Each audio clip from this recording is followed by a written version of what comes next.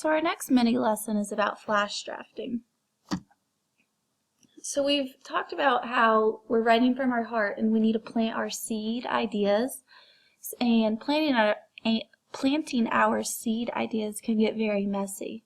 Seeds require several roots to help support that seed in order for it to grow into a flower or a plant. So our seed starts out as a little tiny spot in the soil, and then we're going to create all these little ideas to branch off just from that small little seed that we planted in our brains. So this is just a little diagram where it's showing that our seed starts all the way down here. We're going to create our root stems that's going to blossom into a really nice published piece of writing at the end of our unit. So I'm going to model an example of a flash draft. Since we've been brainstorming ideas and we talked about writing from the heart, one of the things that I had put in my heart was my family. One of those important people in my family was my papa. My papa passed away last November, around this time actually. And he was a very, very special man to me. So I'm going to talk about memories in general with my papa. This is a very broad seed.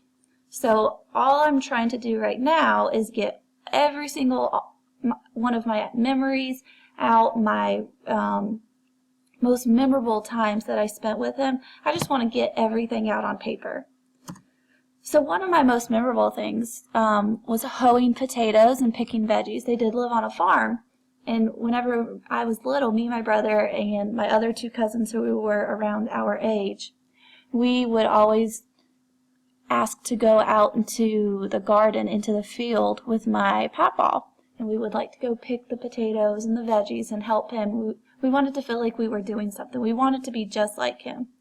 And that was one of my most special memories with him because I really, really enjoyed that. We have pictures of me doing that, and that's some of the only times that I have pictures whenever I was really little with him.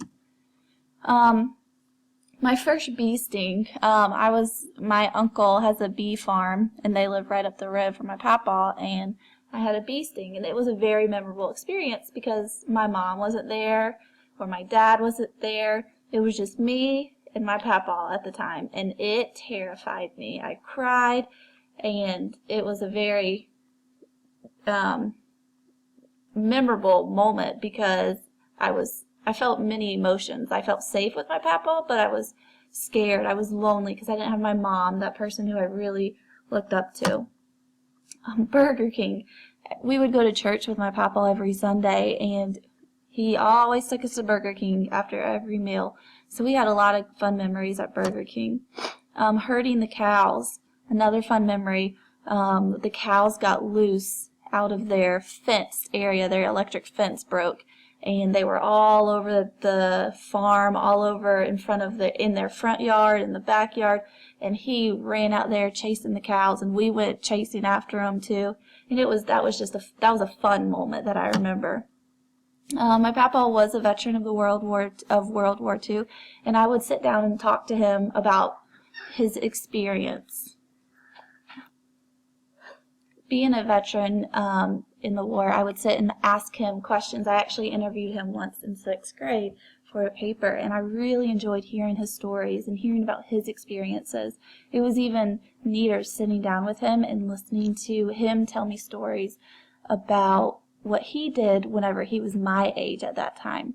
So that was one of my other fond memories I had. And then his admiration of my mama.